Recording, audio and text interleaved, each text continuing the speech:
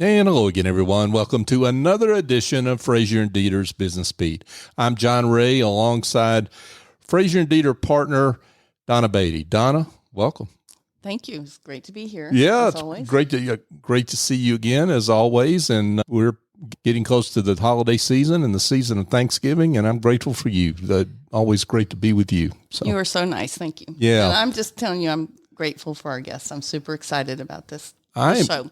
That's one thing I'm grateful to you for of many things is bringing two great guests, Dale Hughes and Lindsey Hughes with Apotheos Coffee. Dale, Lindsey, welcome. Thank you. Yeah, it's great to have both of you. Let's talk about you and Apotheos Coffee. Something tells me you're serving coffee somewhere out there. We are serving coffee, and we're proud to serve coffee. It's how we bring people and community together, and that's the whole thesis behind Apotheos Coffee. That's terrific. Tell us, we'll get into the details of your company, but tell us a little bit about the backstory. The backstory, you got to go way back to 2012. I was thinking about what I wanted to do when I grow up in business. I was launching into my third career and just thinking about culturally and business-wise what was going on. And I thought, when you want to get to know somebody, what do? You say, hey, let's grab a cup of coffee. And that immediately communicates to you, let's get to know each other. Let's do business. Let's do something in the community. Let's communicate. So in 2012, before I had any idea where I'd be today, I went out and with Secretary of State, I formed Common Grounds Coffee House. And I said, I'm going to use coffee as a vehicle to find common grounds and bring businesses and people together. And as they say, it has been a long, hard journey ever since to get up that hill. But I think we're getting close to being at the top of the mountain for where we wanted to go on that journey. Wow. Okay. So Apotheos. Talk about Apotheos and I guess how that brand got started, why that branding and kind of what that means. Apotheos is from the Latin and Greek, apotheosis, to hit the height of your craft, to a divine status. We've located our roastery in a historic church where it's on the National Register, it's protected, and it's an historic church in Kennesaw. And we got there because we looked around and we said, who is really good coffee producer in Atlanta, a coffee roaster? We found some partners. We started learning about the business. We really evaluated a lot of great roasters. There are some people committed to their craft in Atlanta. And then we eventually found the right ones that taught us the business, and we found the name Apotheos since we had the church, and we said, let's be Common Grounds Coffee House, DBA Apotheos Coffee. And that's how we got into the business of coffee. Wow. This church is in Kennesaw, and so I guess the question is why, because Kennesaw is no different than a lot of places. There are a lot of coffee houses around. What distinguishes you and what distinguishes your brand from all the other coffee brands that are out there? You've got to go back to the cup of the coffee. What's in that cup? And we like to say to people, and this is a part of the meeting or a company too, have a nice cup of coffee with us. We know it's really good, and we want us to communicate and do nice things together and be nice to each other. But to create a nice cup of coffee, you have to source the best beans in the world, and we do that. We get beans from all over the world, and we have a good roaster, a good machine, one of only 3 in the U.S. at craft quality that are used like we have.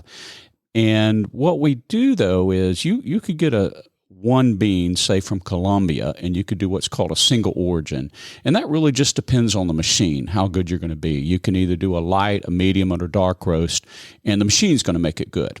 But where you really become a great craftsman in the coffee area is, can you blend those beans? So can I take a bean from Colombia? Can I take a bean from Indonesia, and can I take a bean from Africa, and can I pull out the natural flavors that are coming from their continent, they're coming from their soul, that are coming from the people that made those, and can I blend them together, much like a fine wine or a fine whiskey, and pull out different flavor notes? So we like to say that we're experts at blending coffee beans into that perfect cup. So we like to say that we make them bolder, brighter, better together.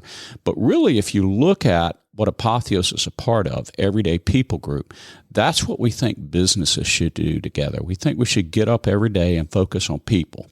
And we really think that's 3 people levels. We should focus on the people in our community.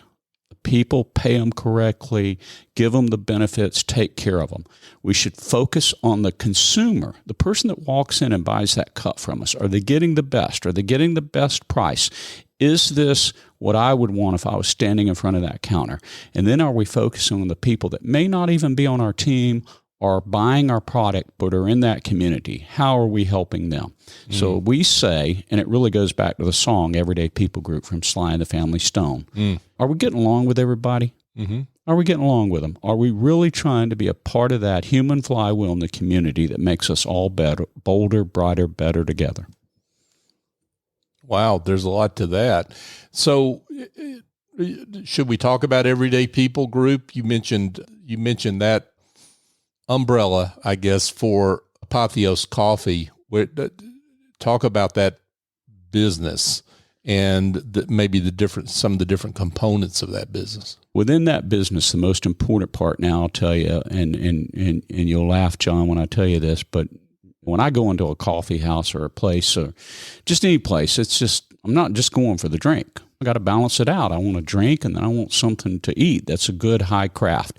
So we realized as we were creating this that we needed really good craft bakery, craft savory. So we have a bakery side and we balance the menu. So we have Gabriel's Bakery, which is under the umbrella of Everyday People Group and which provides the food that's in the Apotheos Coffee houses.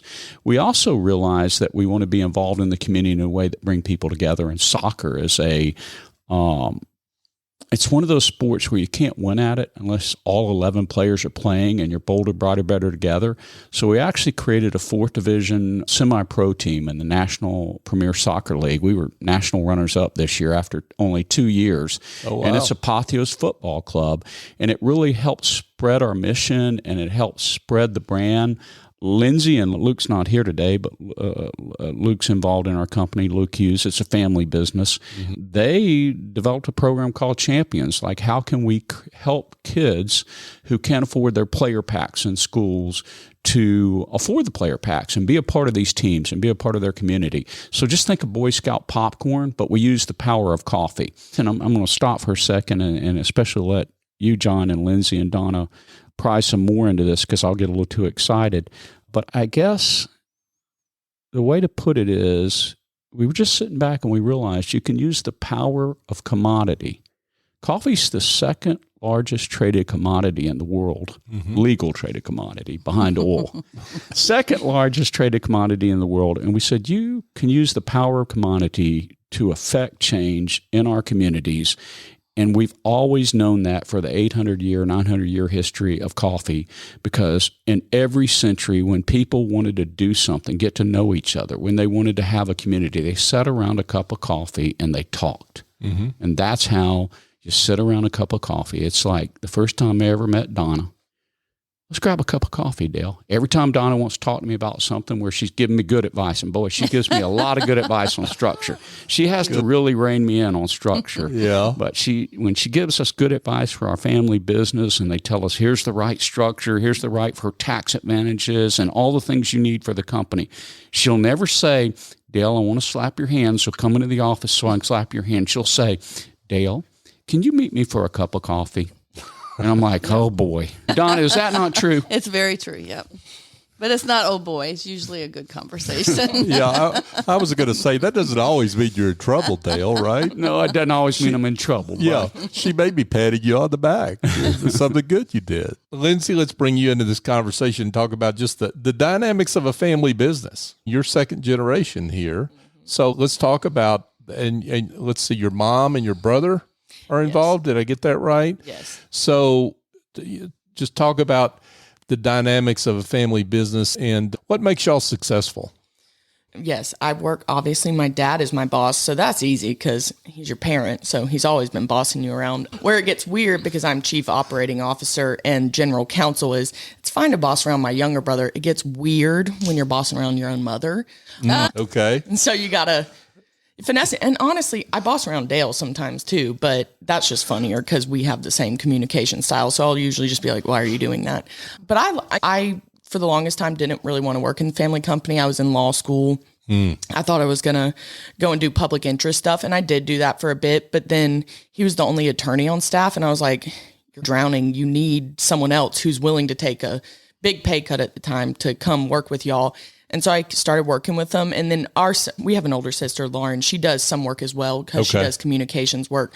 So I do work with literally my whole family. One of my aunts works with us as well. And it's interesting. It's weird because like you do have context that your little brother used to be the person who would like hide in cabinets and you couldn't find him for hours and all this sort of stuff. So it is weird when like you're sitting in a room with him and he says a really good, I knew he was smart, but he says a really good idea out loud and you're like, okay, so you're not just hiding in cabinets anymore. Right. Like you're actually out here doing stuff because he's been with the company since it was founded and he was very much a part of the initial branding and working that out with the marketing group we worked with at the time, Vigor. But I've enjoyed it and people really do like it for some reason.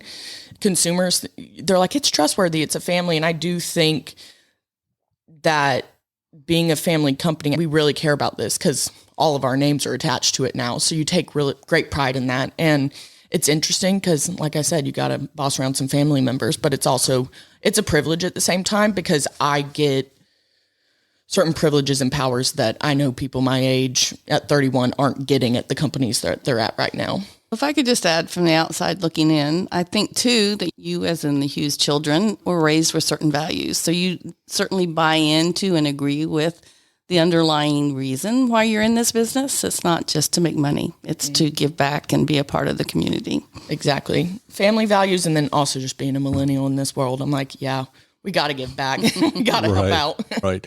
Well, it sounds like you've got a real, we can't underestimate the power of humor. It sounds like we've laughed before we came on the air and we're laughing during the show. And that really helps you get through a lot of ticklish and maybe for some people that would be otherwise uncomfortable times, right? That helps the rapport, it sounds like. Oh, for sure. Some of the first things I did in the company stepping in were things, because I was doing more of the legal work, I had to do investigations into stuff going on with employees or even things when we just partners wanted to leave other parts of our business. And it can get really uncomfortable. It can get really personal, but I always just try to have humor about it because if you don't, then you're only stressed out and that's bad for your health. You can't take yourself too serious or so serious that you're not willing to laugh and you're not willing to evaluate. And we've always, as a family and in our business, we're very willing to look at all perspectives. That's the whole common grounds thesis. That's the whole everyday people. Sometimes when we're stuck on a problem and we're sitting in the conference room, it's like a conference room like this, we're sitting around it, I'll just call a timeout and I'll say, we don't have the right perspectives in here. We're missing a perspective. Let's get another perspective. I don't think we have all the perspectives. We can't see the problem. We can't find the solution. Let's get it. Let's go find it. Or let's just laugh about our mistake. Let's just say, you know what? We're not going to make that mistake again. We learned from that one, but thank goodness we got the learning. And I'll tell you, I like what you said, Lindsey, and it's not because you're my daughter, because I'd criticize you regardless. But I like what you said about the family dynamic really does strengthen us because it pulls us together.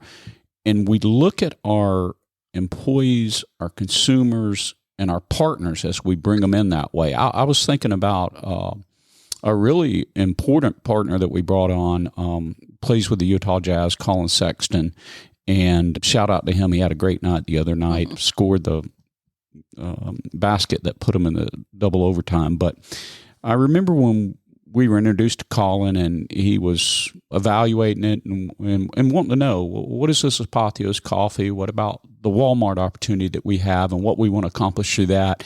And Lindsey was responsible for that. She brought it in. She brought in the contact. She nurtured the relationship. And I said, okay, before we go to the next step, I want to meet him and his entire family. And I just said, bring his entire family in here. Meet my family, meet our family, meet his family, because at the end of the day, I think that's the strength of our business. It's this family business. It could also be the weakness, because if I look at Lindsay and Luke and Cindy and Renee or any of that family, and I don't hold them to the same expectation, then it could be viewed that I'm never going to get the same opportunity in this company. I'm never going to be held to the same standard. We have a lot of private family conversations where I say, hey, you want me to give you the good news and the bad news? And I said, the good news is, yeah, you do have the last name Hughes. And yeah, you do have some ownership in this because Donna's giving me good advice on state tax planning, all that. Right. I said, you do have some ownership in this, but here's the bad news. I have a 2X expectation on you because I don't want anybody, you can't expose me as a leader to someone saying, I don't hold you as accountable as I hold the others. So I'm going to go ahead and tell you the bad news. John, I got a 2X expectation on you. If I expect that other person in sales to do the following as they go out there, I really want to do 2X for you because I want to show you're willing to lead. You're willing to go out there and do it. And that's the responsibility that comes with the family business, is that you know every day you're going to be looked at that way. And you really do have a 2X if you want to step into it. But that also does mean when you're just trying to chill at night, you're in a family text and then they start talking about business and you're like, I'm just watching Modern Family right now. Yeah, it can be hard to draw those lines between family and the family, strictly family, and then the business itself. Yeah, for sure. Small, out of the way coffee house in Kennesaw. Now we're talking Walmart. Wow, that's a big jump. How did that happen? We knew someone who knew someone inside Walmart corporate. I'll take a shot at that. Okay. All right. We were looking at where we wanted to go to accomplish within communities, and we knew we needed to take the power of our commodity, and we have two commodities because the balanced menu. You have the coffee drink side, and you have the food side. So we had two great 30-year tradition coffee roasting and baking. Okay, that's the tradition of the two companies that we had ended up acquiring, and that we had the recipes and the brand, and that we could go forward. And I said, okay, we got the plants now. Now we can put this out. We need to get the message out through distribution. So we've got good wholesaling. We've got good retailing. And I said, but we're going to still need some coffee house presence. And as we were looking at it, I was talking to a gentleman out of Tennessee, and he said, I think you should take a look at Walmart. And I have some contacts there. And I said, I've looked at Walmart, what they've tried to do with coffee in Dallas, Texas, and in Ohio. They really don't have, they have some here in Georgia. They've got one over, I think, in Douglasville or Carrollton that's a Dunkin' Donut. But yeah, let's see if we can get a hold of that person and talk to them and tell them our story about what we want to do, that we want to give it's a simple and delicious menu is what we call it in Walmart, that we want it to be fairly priced with maybe only 4 price points, that you don't get a lot of upcharges, that you get a good balanced, great craft food to put with it. Let's see if we can tell them our story and tell them, hey, by the way, within the communities, we want to affect change. We want to do some give back. We want to create this sense that when you come as a consumer to our coffee shop in a Walmart, there's something going on. I said, so let's see if we can take a shot at it. And lo and behold, Lindsay ends up on a phone call with Bentonville with an incredible gentleman, Daryl, and with Angelica, and with Tanae, and so many just wonderful, like-minded people that were in Bentonville. And then I just got to tell you this, and maybe it's because we're in a church there and we're Apotheos. Lo and behold, a lot of them are for Southwest Georgia, where I'm from. Okay? Lo and behold, they know this region. They know what they want to accomplish here in the South. They listen. They come visit us at our roastery. They see our bakery products. They see what we want to accomplish. The next thing I know, Lindsay's got them saying, yeah, we'd like you to prototype 6 stores in the metro area. And then if we can go beyond that, we're thinking, why don't you do another 20 or another? And they're just telling us these big numbers. And we're like, slow the brakes a little bit. Let's get this open. We think we can do it. We think it's great. But I don't know, Lindsay, did I get that story wrong? Because it's almost like a Disney story and magical, but then in the process, and it's taken a little bit, 12 months, 18 months, in the process, we just study what Sam Walton did in the 50s and the 60s and 70s and what he was trying to accomplish in communities and what he was trying to do for people in communities. And we just really started looking back at that model. We've even designed some of our menu points like he did. We call them Action Alley, which his Action Alley was at the front of the store. And our Action Alley is where we really give back to the consumer with a fair price and something that's you just might not find otherwise in a coffee shop. And I'm going to let Lindsey tell you some of those. But we just said, gosh, this seems to be a marriage made in heaven. Mm-hmm. It's very divine. It's an apotheosis. And they were telling us, we want great coffee houses for our consumers. We want our consumer to walk around while they're shopping and have a good cup of coffee and maybe have a craft product and feel really comfortable. And we said, we think we can be that person, and we think we can give back for you to your consumers in the community. And so that's how it happened. That's a compelling story. At the same time, I think you're being a little modest. You have to be doing something right that Walmart sees for them to say trust you because they get pitched all the time, right? They're Walmart, and so what did they see in you that made them say this is the coffee partner for us that we want to go prototype all these stores? For me, it was a fever dream. So it was magical. And in retrospect, It was magical. But the fever dream for me was we had gone through this really stressful period of trying to figure out what are we going to do. They're like, hey, put together this presentation for Walmart. And I was like, I'm the one doing it. And I'm like, excuse me, for Walmart?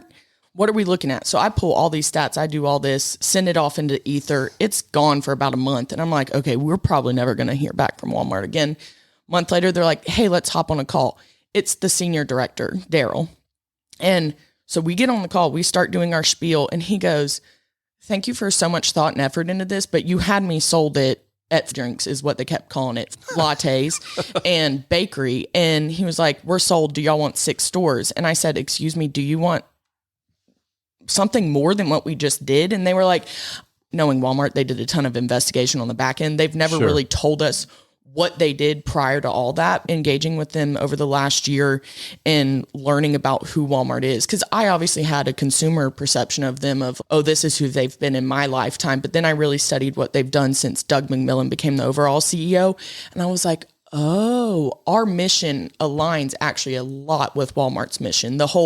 Literally our language mirrors each other, and we obviously develop our branding independent of Walmart, but everyday people, everyday services, save money, live better. That's a lot of what our thesis is, bringing really nice products to consumers, but at affordable, accessible pricing. And so I think that's ended up being what they saw. That, and then the fact that we invested in a roaster that allows us to efficiently roast millions of pounds to spread throughout the state of Georgia. So I think that's what they saw. Yeah. I agree with you, Lindsey, and that's a great perspective. And so they saw that we could produce the volume of the craft coffee through that roaster. They saw that we had the bakery, we could produce the volume. We really wouldn't have a problem until we hit the 100th store, okay? Yep. But then all of a sudden, as they're looking at and coming and visiting with us and visiting the roastery and visiting the first store here in Alpharetta that opened up, there were a lot of other things that happened too, John. Like literally when Lindsey says, we had already named our company. We knew we wanted a holding company to push this in. We were working with Donna on that. And we had named it Everyday People Group because I really did like the song by Sly and the Family Stone. I thought it's part of our missional values.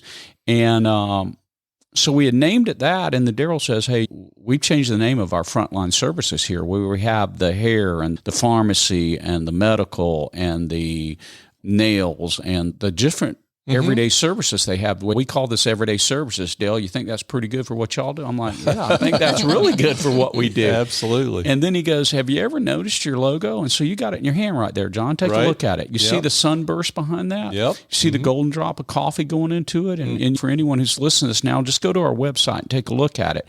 But if you look at that sunburst, now look at the Walmart logo. And they have a sunburst, really. It looks like a sunburst with The it. spark, yeah. And then he just said, there's more alignment here than we all realize from what we want to accomplish and your missional values. And then as we've started to get to know, so we're going to open in Lilburn and in Dunwoody and in Woodstock and in Athens when we look at these first 6.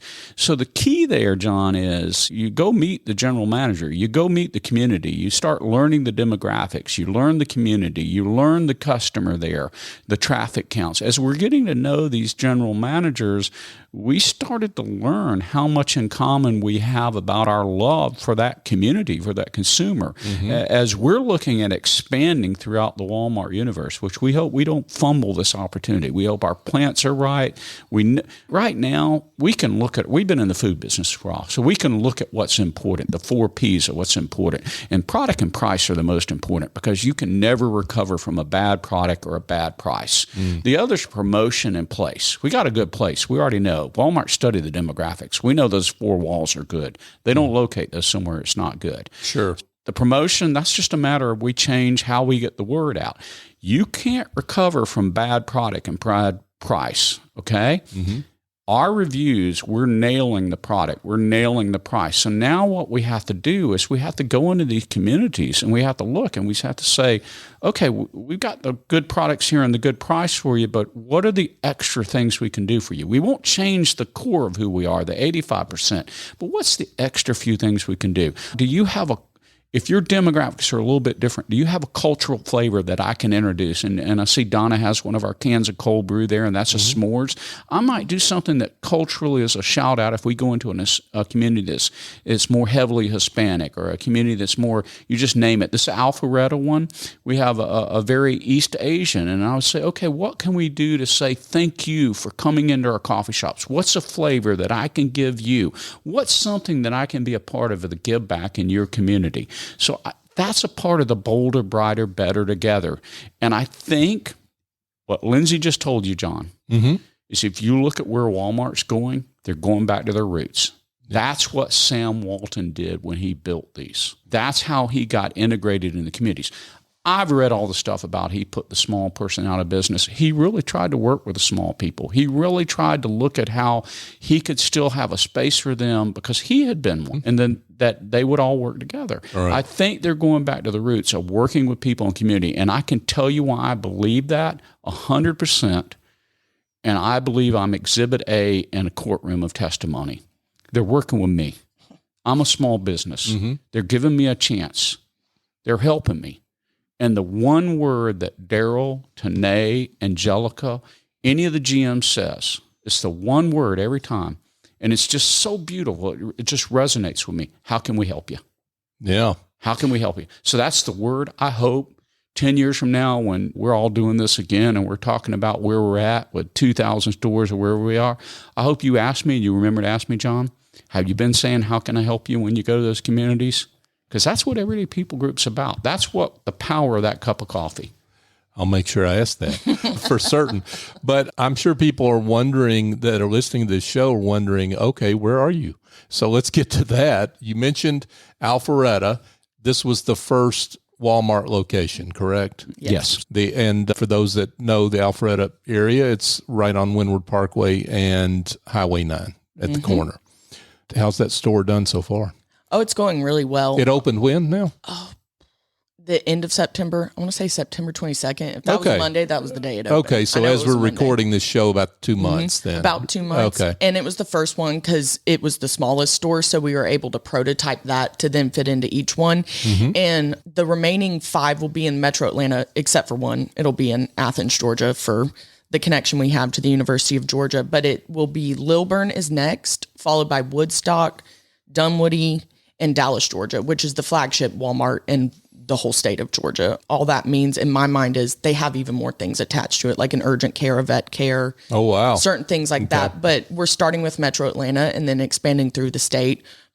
To me, it makes logical sense, saturate that market, get the brand out, and then grow out from there. Because I think that's the thing I like most about Walmart is they go where a lot of other people don't go. Like big corporations don't go to... What's the one that we always talk about? The one that you and Andrea talked about. But Lindsey's Camilla, talked about Georgia Walmart. It's Camilla, Georgia, and shout out to my family down there. But We were talking with Daryl and Tanae when they came from Bentonville, and they were at the opening at the Alpharetta, pre-opening at the Alpharetta. And Daryl looked at me and he said, "This is great, and this is a beautiful store to be in, but you're going to go with us to those communities where other people won't go, like my hometown that only has 5,000 people." And then he starts naming that. I said, and I looked at him, I said, "Daryl, we'll go to Camilla, Georgia, to the Walmart on Highway 1941. And at about that time, Tanae laughed because she's from South Georgia. She goes, "Dale just told you probably one of the most remote Walmarts in the state of Georgia." And my view on that, and Lindsey, you can jump in on this, but my view is, why does someone in Camilla, Georgia not deserve a highly accessible, great craft cup of coffee with the bakery so they can sit down and get to know their friends and others and do business? They deserve it just as much as I do. We won't get into this, John, because I will ramble and it will take forever, but I went to 11 schools, grades 1 through 12. I lived all over this country on military bases. Okay. And the Walmarts were there with us. Yeah. The Walmarts are in those heavy university, heavy military base. They're out there in the communities. It's almost full cycle for me, coming from my legal career and my corporate career all through. I knew Donna through all of these, and now coming to where I get to do something with my family where we give back. And it's a full cycle, not only in that business cycle, but also in my life cycle, that really I was all over the country where these Walmarts were popping up. And I'm like, yeah, I remember when Sam Walton did that. Yeah, I remember that community. Also, just to loop back to your question before, why did Walmart like us? It's also partly because he's a walking billboard for Walmart right now. Like anywhere we go, we will just be eating dinner and he'll start telling someone about Sam Walton and all this. And so when we're with the Walmart leaders, they're like, "We love this. Can we just bottle this up, package it, and put it out for people?" And I'm like, "You can. He'll do it for free." That passion makes a difference. We've been poking fun at Dale, but that passion makes a difference. And I think that's what people are looking for in business, right? And consumers are looking for in business. They're looking for people that have passion about what they do. Speaking of that, I went to your store there on Windward, the Windward Walmart, and the folks you had behind the counter were really passionate about it. So they were quite helpful. So I want to shout them out. I can't remember their names, unfortunately, but I'm glad to hear that. I want to shout them out. I'm the one who came up with that branding training. I was like, this is what we're about, because most of the people we hired knew nothing about us. I asked them, does your coffee taste burnt? Because if it tastes burnt, I don't want it, because I might as well go to that big green place. And no, it does not. It tastes wonderful. So we've been talking about cold brews, and I'm not that hot about cold brews.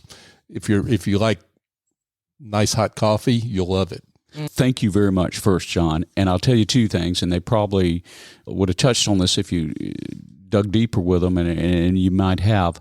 But whether it's a cold brew or a hot brew, it comes down to the roasting. Yeah, they talked about that. Okay, good, because it's something that's important. We talk about it with them at the plant, and where we differentiate ourselves, whether it's on our baking side or a roasting side, is we're not putting shelf extenders. We're not doing things that are making our product, whether it's a coffee product or a bakery product, where it can last like NASA does for the trips. It could last 10 years. So we don't put alcohol preservatives in it. We don't do the pasteurization that's fully cold chain and what Donna has there.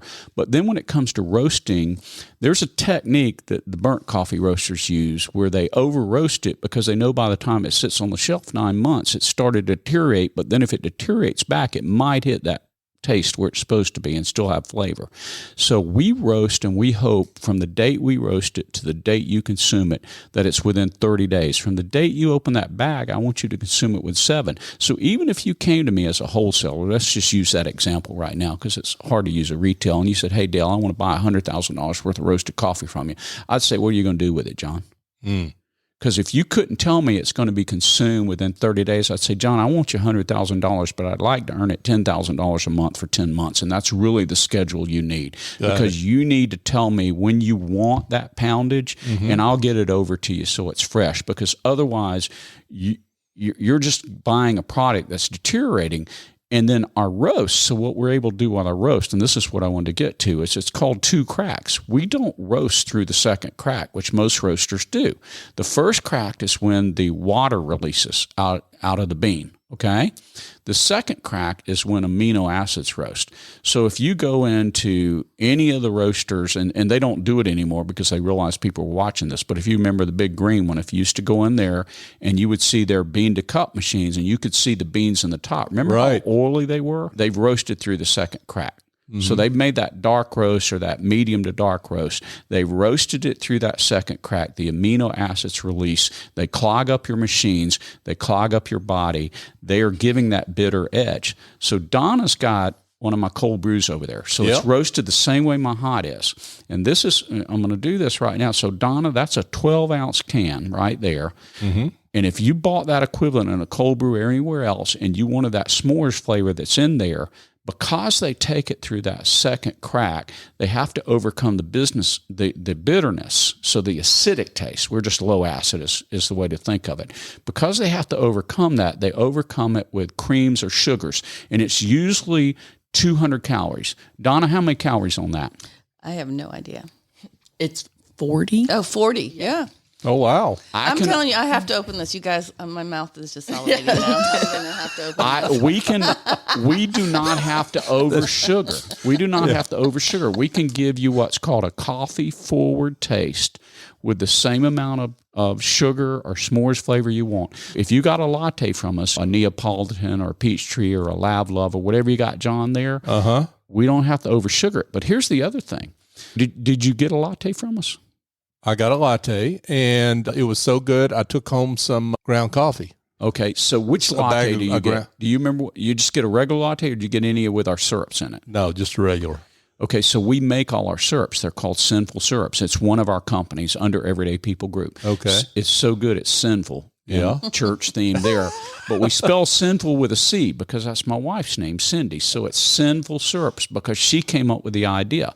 We were looking at coffee houses. Where most coffee house gets their syrup is they get them from Monin, and it's shelf life extended with alcohol, so it has an alcohol preservative in it. And we said, no, we got a bakery. We don't do that sort of stuff. We know how to make syrups. We know how to make icings. Let's make our own syrups. We have a syrup line now. We have some incredible Christmas drinks like gingerbread white chocolate. Oh my God, that one's good. Oh, and dear. I just had that before I came here Okay. today. Oh, wow. And we've got all just syrup lines there, but they have no alcohol in them. They're half the cost, and they're incredibly full of flavor. But again, what we're sacrificing is 90 to 180 days shelf life, okay? I don't have the 2 or 3 year shelf life because you put alcohol in it. But then what we found out is we have a lot of demographics where they say we don't want our kids, we don't want us to have any alcohol in the flavor. It's not even a alcoholic decision, a sobriety decision. It's simply we don't drink, we don't eat if it has the alcohol in it. And so we can give great craft products that are just fresh, good ingredients. So, Donna, what's the review on it? Now, this is Donna just opened cold brew s'mores flavor. I have to be honest, I've had it before. So okay. I already knew what the review You're a was gonna repeat be. customer. No, but what's nice about those as well is we can sell a lot to bars because espresso martinis are very much having a moment. And so our cold brew elevates those drinks because you don't have to put as much of the sugar in to mask the bitter espresso taste. Because we actually recommend using our purest cold brew, which is just black coffee, for espresso martinis. Because one, it's easier to make. You don't have to make an espresso. You don't have to pull a shot out of an espresso machine.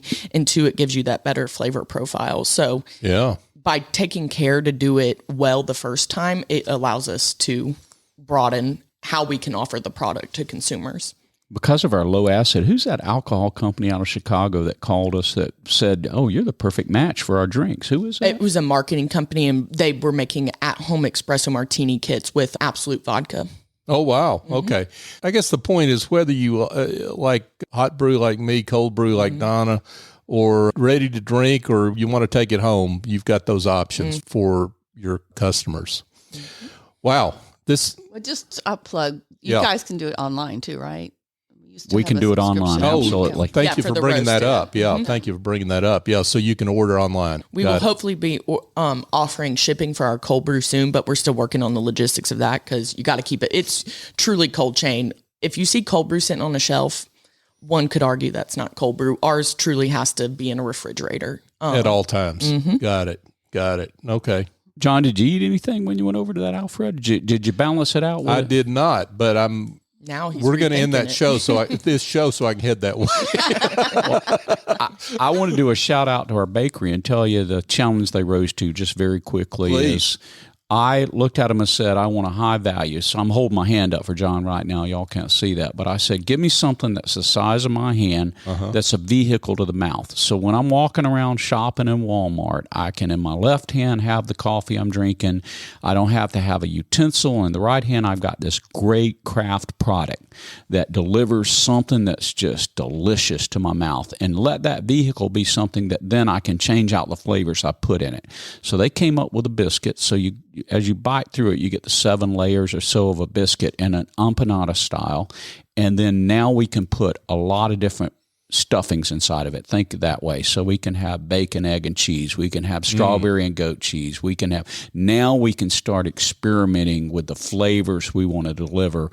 So I'm going to be disappointed if you don't go get a Frisket. I think 5 or 10 years from now, you're going to be able to buy Friskets everywhere. It's not only been the coffee houses, but we're going to figure out a way to make sure when you're at home and you got to get up the next morning and you want to pop something in there and heat it up, that you got a Frisket there waiting on you. I look forward to that. And we look forward to having you back when you're more enthusiastic about what you're doing now. I told you, this is what family dinner is now. Thanksgiving, Christmas. No, it's wonderful. And we're excited for you and what you've got ahead of you.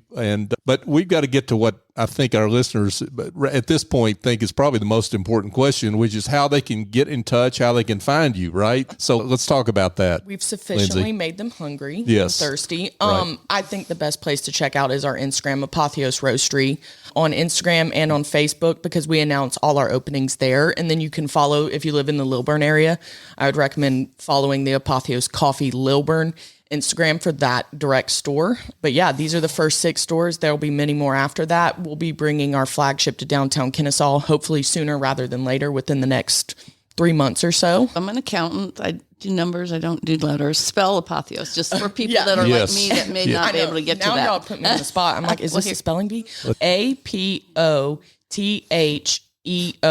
and then just roastery. And that'll take you to the Instagram.